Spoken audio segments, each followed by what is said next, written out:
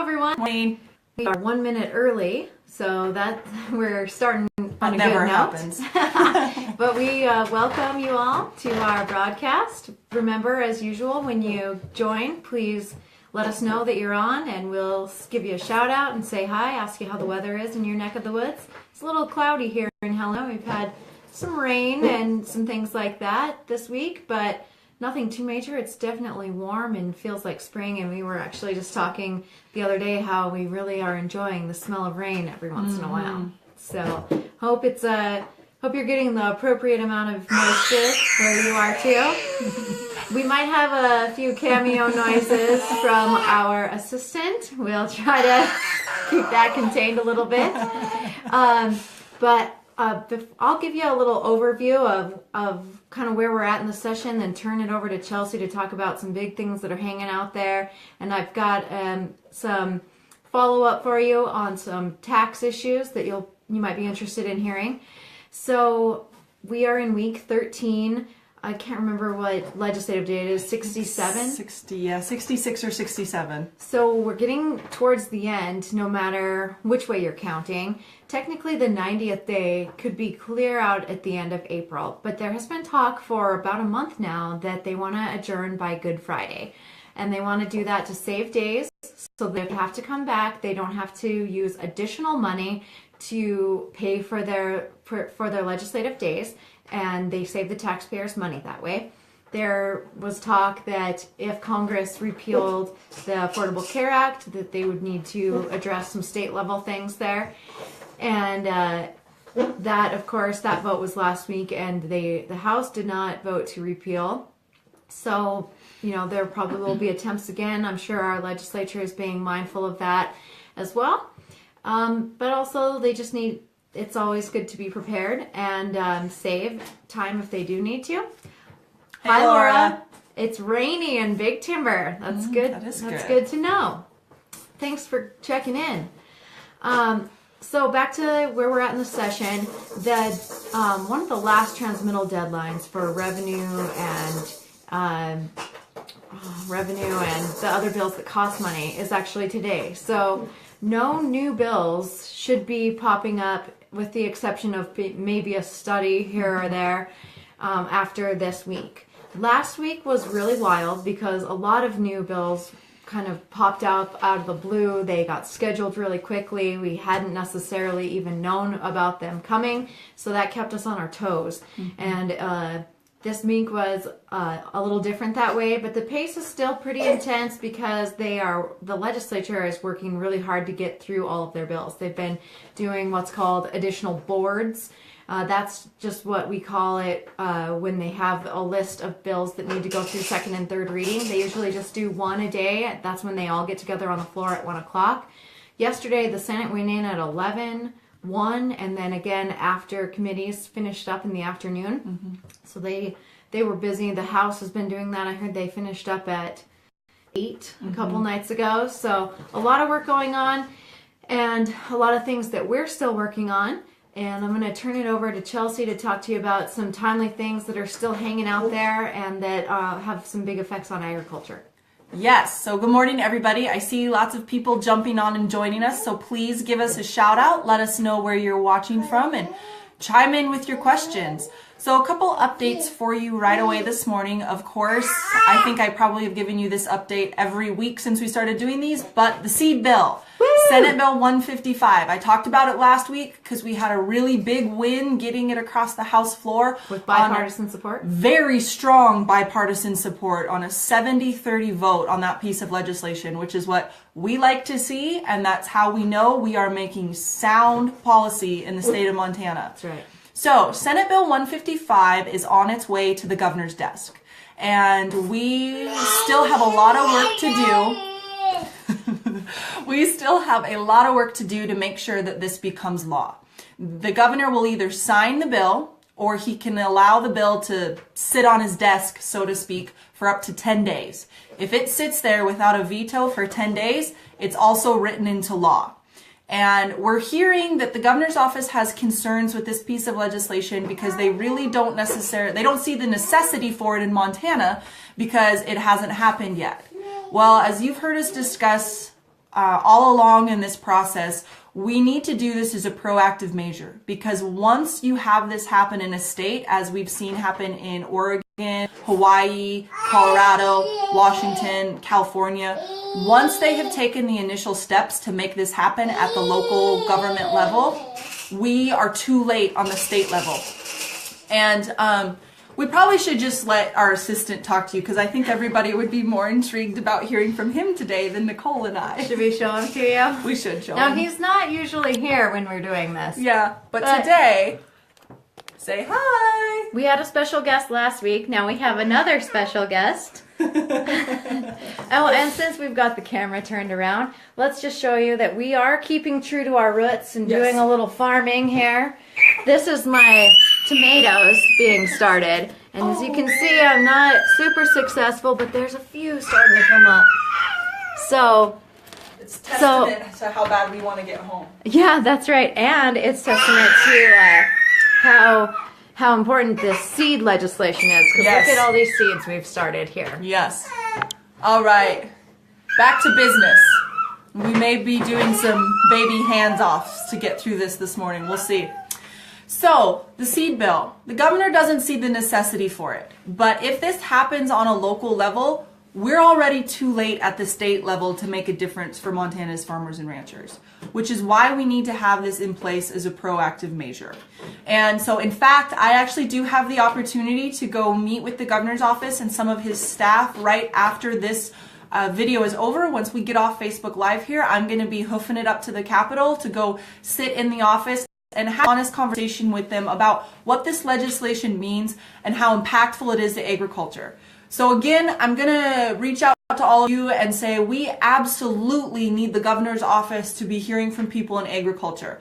If you follow our action alerts and receive those emails, I sent out another one last night. If you didn't get it, please check your junk folder.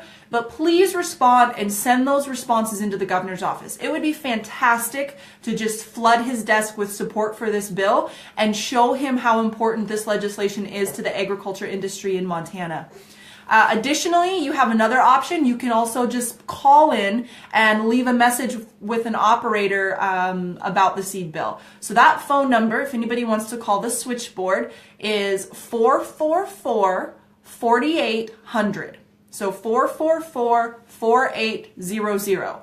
An operator will answer the phone, and then you then have the ability to tell them that you would like to leave a message for the governor, and they will take your message and get it sent there. So we're really at a very critical juncture. I know that you guys have already done a ton of work for us, and first and foremost, thank you to all of our great farm members who testified on this bill in the Senate and in the House. Several of you made multiple trips to Helena to testify on this legislation, and I can't thank you enough, and there aren't really a lot of words to say how much we really appreciate you making that trip and how truly impactful it is for those committees to hear from you.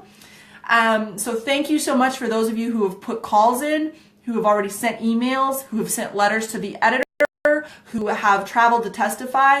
That's really great, but we're so close to the finish line and we just can't quit yet. We still have to keep pushing a little bit and make sure that we don't rest on our laurels, so to speak, and relax, because we definitely need to make sure that they understand how much of a priority this bill is for agriculture. So please continue to contact the governor's office with support for 155. I would really, really appreciate it. So moving on to the next topic, please let us know if you've got any questions. Shout out with your comments there. I see some more folks have jumped on live, so thanks for joining us this morning, everybody. Another topic that we talked about a little bit last week is the package of AIS bills, or aquatic invasive species bills. So we talked about this a little bit last week. They were some of the bills Nicole mentioned in the opening that just sort of popped up overnight, and we had to hurry up and get prepared for, because they're actually pretty heavy bills that have a large impact on the state of Montana. So originally last week, we went into the Senate Natural Resources Committee and opposed Senate Bill 363 on Friday afternoon. This is essentially the funding component of these AIS package bills. It's being carried by Senator Chaz Vincent. And what this does is establishes the fees for how we're going to foot the bill for this aquatic invasive species control and prevention program in the state of Montana. So it outlined a lot of fees. Mostly those fees were on hydroelectric dams and the electricity that they produce. There was a fee strictly on irrigated agriculture in the state of Montana. And there was a fee on, there was going to have to be a new decal purchased for motorboats in the state. But that was pretty much it. And so we went in and opposed on the basis of, certainly recognizing how imperative the issue is and how seriously we need to put up a wall against zebra mussels in the state of Montana, but also recognizing that agriculture did not bring them to the state of Montana, and we are not responsible for footing the bill for this. And we would have paid a fee on irrigated farmland.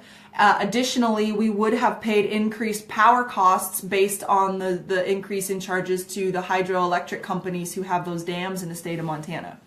And so we just said, this is not an equitable allocation of funding for this piece of legislation. There needs to be changes made. And there were changes made. That bill came out of the committee, and it was actually heard on the Senate floor last night on, I believe, their second or third agenda. I kind of lose track because they move stuff around. But it was heard last night, and the sponsor, Senator Vincent, did bring a whole package of amendments to that bill. And what those amendments did was sort of restructure that funding. And it took this section about the fee on irrigated agriculture entirely out of the legislation. So 2 thumbs up to Senator Vincent for that amendment, taking the fee off of irrigated agriculture. He established some new increases on out-of-state licenses, as well as on the stickers and the decals that are required for, I believe, motorboats, sailboats, and I don't want to speak out of turn, but I believe potentially rafts as well in that piece of legislation. Additionally, what his amendments did was create some collaboration between this new fund and a fund that already exists. Montana already has a permanent aquatic invasive species trust fund that was established, I believe, last session. It was in the 2015 session that was established. And so what Senator Vincent did was amend the bill to say that at the end of every fiscal year, whatever remains in the aquatic invasive species fund established in Senate Bill 363 must be swept into that trust fund. It's set up much like the coal trust fund in that when we reach a specific fund balance, the fees would sunset, and the interest generated by the money that's in that trust fund will be what pays for the prevention and mitigation program on zebra mussels in the state of Montana.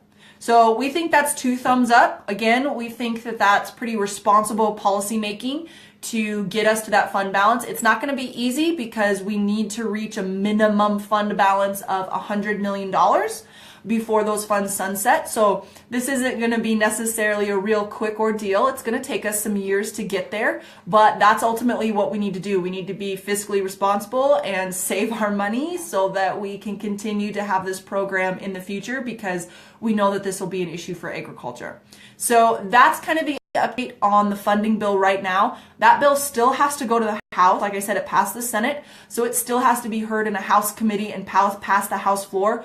But given the rapid pace at which they're moving, I predict that we're going to have those hearings sometime next week, and we'll see those bills on the House floor very closely after that. There are 2 other bills still out there being carried. They're House bills being carried by Representative Cuff and Representative Noland. And I don't know that, I haven't read the amendments. Representative Cuff's bill was heavily amended with pieces that were in Representative Noland's bill. And as we understand it, I'm not remembering the bill number. I apologize, everybody. 622? 622. Thanks, Nicole. It's going to pop up in the comments real soon, I'm sure. So House Bill 622 is the bill that is going to move forward. That's Representative Cuff's bill. That's how we understand it.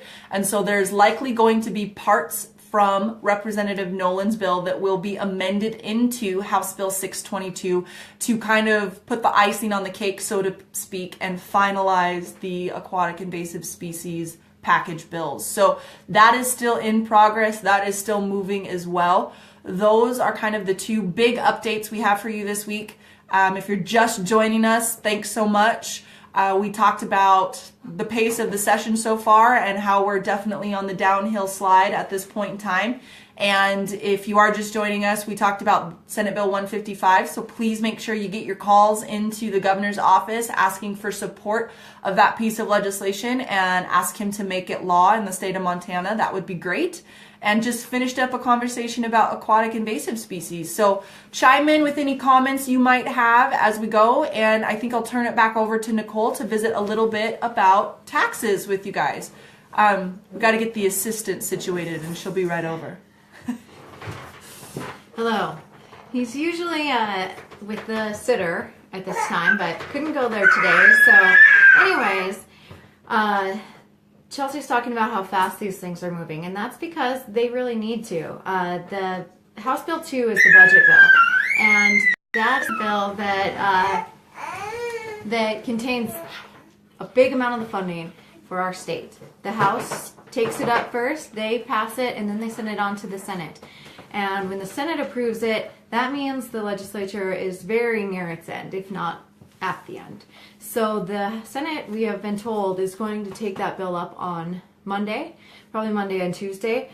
In checking the legislative schedule, we're looking for bill hearings, and there are no Senate bill hearings yet scheduled on Monday or Tuesday, which does make us believe that it is likely that they'll be spending their whole day working on the budget. So that's why it's important that things move quickly. Chelsea said I was going to talk about taxes, and I am. There are 2 tax bills that we have supported that passed the House and are now transmitted to the Senate, have been assigned to the Senate Taxation Committee, but have not had a hearing yet. One is House Bill 614, which we supported. We've got a long history of supporting business equipment tax relief. What this bill does is exempt pulse processing equipment from taxation, and it's just the processing equipment itself. So if a business were to expand or start anew, the actual processing equipment would not be subject to tax, but the buildings and other things associated with it would be. We're the #1 producer of pulse crops in in the United States. And so having markets and places for our crops to go within state is a great thing for the growers. The other one is House Bill 558, which is Representative Hurt's tax mitigation bill that it adjusts the tax rates for class 3 and 4 property. The 3 is us, agriculture, 4 is residential and commercial. And it makes it so that we stay taxable value neutral by class. That did pass, like I said, it's even with a $32 million fiscal note on it. It passed the House appropriations process and is now on to the Senate. So we'll see. We supported that bill. We will see if it has a hearing, hopefully early next week. But I wanted to talk a little bit about another tax a bill. It's not a policy bill, it's a study bill. It's HJ 22. This session there has been a ton of discussion about how we tax agriculture land, how we classify agriculture land, and maybe how we should maybe do it differently. Our position is we think it works well now for our members, and that trying to make any major changes is very difficult, and trying to split hairs to sort out who deserves or doesn't deserve to be classified as ag land is very difficult. So there's a study that will study that during the interim. What the legislature does is pass these study resolutions. If they pass the legislative process, they're assigned to an interim committee, and then the committee studies that issue during the interim. So should this bill pass, I have committed our organization to working closely with the committee to make sure agriculture's interests are well represented and defended in that process.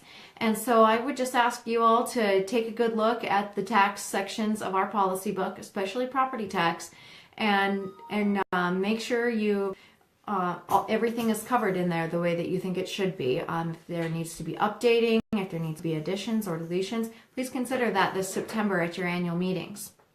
Other than that, things are wrapping up around here. It does look like it's possible that they'll be done right around Easter. If not before, right after. Oh, we just heard that Prairie County's listening in. Yay! Is it raining or anything there? I don't know if I'm going to be able to see the comment. Hopefully. Should be able to swipe down if you need to. Let's see. Well, we'll see. Anyways, Alright. Thanks for tuning in, Shelly. Maybe not. I don't know what I'm talking about.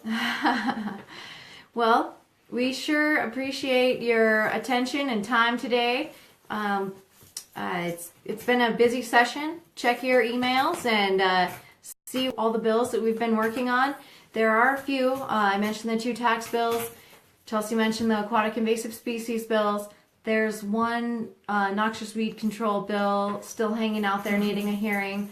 But most everything else has made it, at least had a hearing in its second house and should be moving along on its way. So we'll keep on top of that, and we sure appreciate your time. If there aren't any more questions... You should probably ask your questions now, because there's a very real possibility that next week might be our last Facebook Live. Yes, we might be giving you a wrap-up! Yeah! We might have to do a little celebration. We can wear like party hats or something. That would be fun. Yes. We were thinking about doing an April Fool's one for you guys, but we didn't know how that would be how well that would be taken. Yeah. How do members get a hold? Why can't we get down? Oh. We We're can't having an issue of reading the comment for a second here. Is my phone in there? Can Oh you yeah. get it on Let's look. While she's looking up that question, it reminded me, one other thing on the national level that's really timely right now is Farm Bureau supports Judge Neil Gorsuch for the Supreme Court. And the Senate will be taking up that approval sometime very soon. So we just ask you to call Senator Tester's office, let him know that we support Mr. Gorsuch. He's a judge that does not think that policy should be made on the bench, that they should interpret the laws passed by Congress. And that is a good thing because we think that Congress should make the laws and the courts should interpret. I think we're figuring out the question. We're trying. So I think if this is the top of it, it says...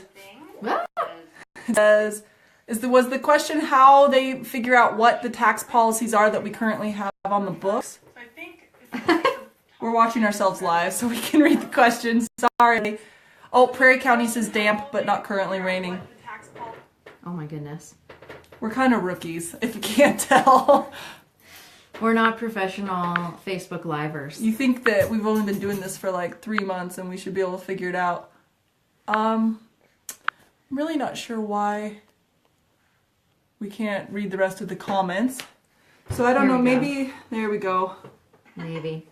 Damp but not... Really not sure why.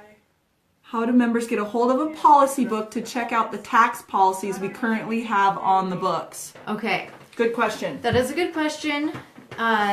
One was mailed to every county president, correct? And every Century Club member. And every Century Club member. So if you're a Century Club member, you should have gotten one. They're skinny, long book. Are they? They're Hunter's Orange. Yeah, they're bright orange. So if they're in a stack on your desk, it should be pretty easy to find as you sift through there.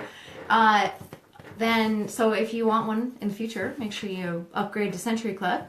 Another thing is it's printed in our January Spokesman. Look in there. It was an insert into it.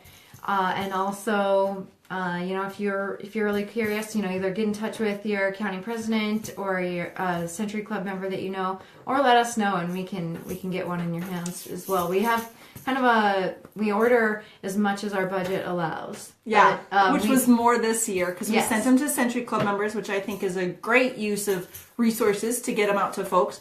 Also, there should be an electronic version of the policy book on our website as well, which actually, here's a nice shout out. So if you haven't noticed yet, Farm Bureau got a snazzy new website. Yeah. It's so new, in fact, that my computer won't even find it yet, and I have to go Google it. So if anybody has experienced having problems going to mfbf.org, go Google Montana Farm Bureau Federation, and you'll be able to see our brand new website. So it's really, really great. People have been working a lot on it recently, and so we're excited to have it. But there should be an electronic version of it up on our website as well. You may have to give us a little grace with that because I do not know where the electronic version is on our new website, but we will help you figure it out. So. Yes, and if you call the office, Scott is our website extraordinaire, our website guru, and he will help you point you in the right direction too. So sorry, Scott, you might be getting flooded with phone calls. Hopefully. He's probably not doing anything else today. It's okay. No, we have to wait and see if we get a comment. See if he's one of the 8 people watching. Yeah, I still am not sure how we managed. Oh, I fixed it. We accidentally pinned a comment. See, we don't know what we're doing. All right, make sure we didn't miss any. We are flexible. That is us. We make it happen. Go with the flow. Our assistant's getting sick of us talking, though. Chelsea's probably got to go get pumped up for a meeting. Yeah, with the governor. Make sure to contact Senator Tester and ask him to support Mr. Gorsuch for the Supreme Court. Yes. Senator Daines has expressed his support, so that's good. Yes. Yes, actually, our assistant does have a shirt that says Future Senator. And he also has a Future Congressman one, so we'll let him decide which house he wants to serve in. Huh. Yeah. And with that, everybody, are there any other questions out there? We've got maybe just a couple more minutes before we wrap this up. Thank you, everybody who tuned in today. Thank you, everybody who tuned in with us on Facebook Live all through the whole session. This was kind of a fun new experiment we did, and I think it turned out pretty well. So, thanks for everything, guys. Thanks for tuning in, Ricky. Hey, Ricky. How's the weather in Billings? Hopefully good. Oh, there's the link to the press release on Judge Gorsuch's confirmation. So go ahead and give that a read through if you want. And we'll just do one last call for questions here. And if the next few minutes, or a few seconds, if there's not another set of questions, we'll go ahead and sign off for the day and let everybody get about their business. Ricky said it's chilly, but the rain quit. That's good. It is springtime, I think, for sure. So we're probably due for another snowstorm any minute now. So, all right, everybody. I don't see anything else coming in. So with that, thank you, everybody, for watching. And we will see you again next week. have a good weekend. Hope your farming and calving is going well. So take care, everyone. All right. Bye-bye.